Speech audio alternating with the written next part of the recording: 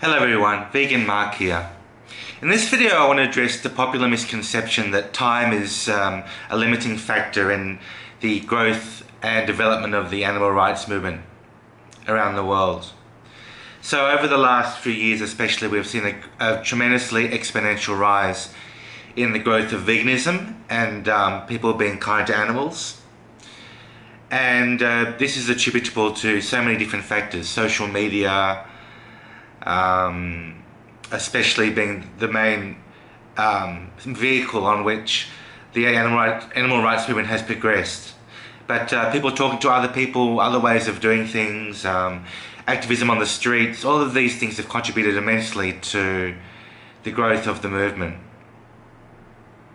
However, a lot of people complain that they don't have enough time, and I think that time is the problem which will eventually solve and make the movement even better and better.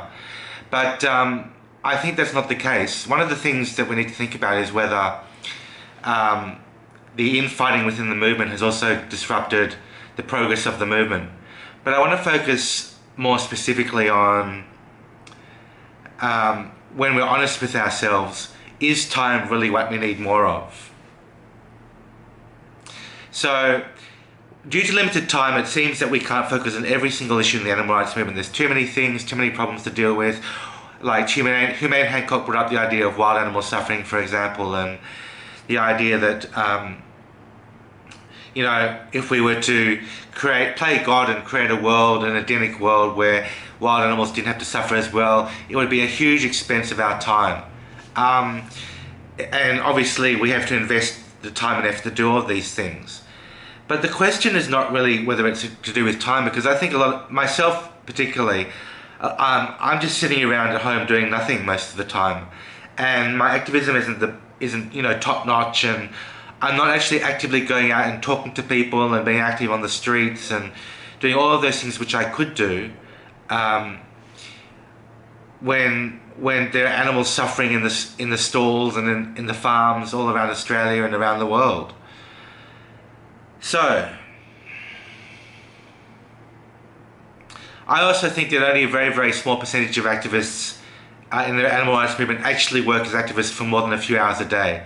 I don't see many people actually expending all their time to do everything they possibly can to create videos and spread the message and spread the word. I know there are some activists who work very, very hard, but I don't think that they work like 10 hours a day. I don't see that happening in most cases, so I think that's a myth. So when I was in my university in my 20s, I studied something called graph theory, and in that particular unit or topic, I studied a topic called critical path analysis. Critical path analysis is a mathematical graphical tool which is used to analyze which needs were the most pressing and which needs need to be done first in the course of a particular project. So for example, if you're limited on time, or if you're limited on resources, or on something else that needs to happen before you can do something else, all of this is incorporated into a particular model which determines how quickly you can do a particular project. In the case of the vegan and animal rights movement, it seems to be that the limiting factor in this case is definitely not time, it's something else. It's got to do with, I think, and the answer that I've come up with, which may be wrong or may be right, is that vegans are not inspired to do more. They aren't inspiring themselves, they aren't motivated enough to go out and do more and talk to more people. So, this is what I want to say. I'm not saying that the vegan movement is not doing well. I think it's doing very well, and I think it's growing very, very rapidly. But we could do much more to make it grow faster and outgrow the population growth of humans on this planet.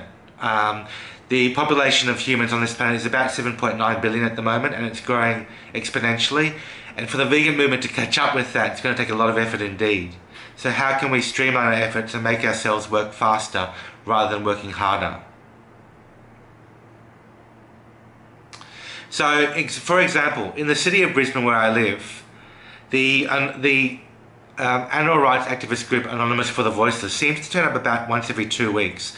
I think they turn up on a Friday night for a couple of hours, or for maybe 4 hours once a fortnight in Brisbane Square. which has some effect, and the tally of people who are convinced to go vegan does go up gradually. But the question is this most effective? Animal Liberation Queensland have a store where they set up videos for people to watch slaughterhouse footage, and that appears once a week in King George Square in Brisbane, and that's about all that they do. So the question is that good enough?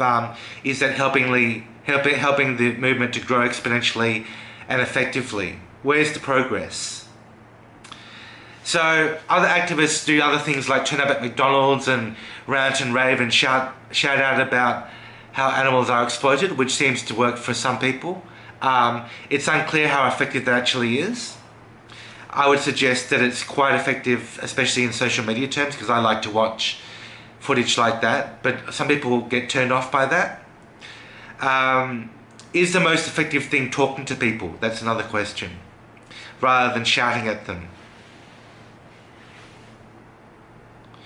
Is it the case that because there might be a lack of new people to talk to? We've talked to our family so many times before.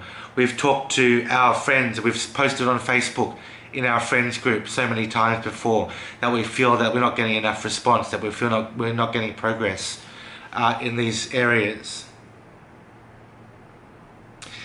So is it true that we can't go further with these people? Is it something else that limits our abilities? Is it lack of money? Lack of ability to grow a business, lack of research in the field of vegan foods, for example? I believe that the research is going pretty top notch, and I think that there are quite a few companies researching vegan foods, but at the same time the abundance of healthy fruits and vegetables seems to indicate that we already have an abundant vegan diet available to us. So why are we still pursuing other forms of non-animal food? Is it the fact that many vegans want to do other things, like they're distracted in the desire to have a family, to have more kids, to make a living, to become rich, to distract themselves by studying at university? All of these things seem to limit our growth as a vegan movement, because we're not focusing on the things that really matter. So, to conclude, my question to you is, how can we figure out this problem? What's the critical path in the vegan movement and the animal rights movement? Because the quicker we do this thing, the quicker we make the world a vegan world, the quicker we can stop the suffering in this world and the exploitation that occurs to animals. And the quicker we will be at limiting the damage that is done to the world and the environment, and the quicker we can make the world a peaceful and a vegan one. So I hope you enjoyed this video. Like, comment and subscribe, and remember to go vegan and become activists for the animals. Thank you very much for your time. Bye for now.